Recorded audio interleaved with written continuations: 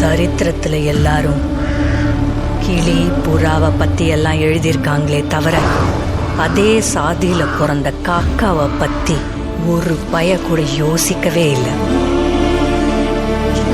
இது வயிறெறிஞ்ச காக்கைங்க கதை, காலங்காலமா நடப்பொணமா வாழ்றவங்க கதை.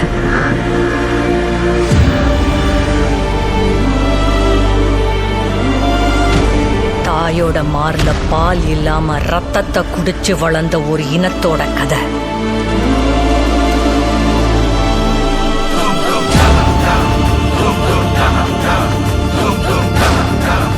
ஒரு புரட்சியாள வந்து மொத்த இனத்துக்கே தைரியத்தை கொடுத்தான். சீனு ஒதுக்கப்பட்ட காக்கைங்க கையில கத்தி எடுத்துச்சு. இது அந்த காக்கைங்களை ஒண்ணு சேர்த்த ஒரு தேவடியா மவனோட கதை.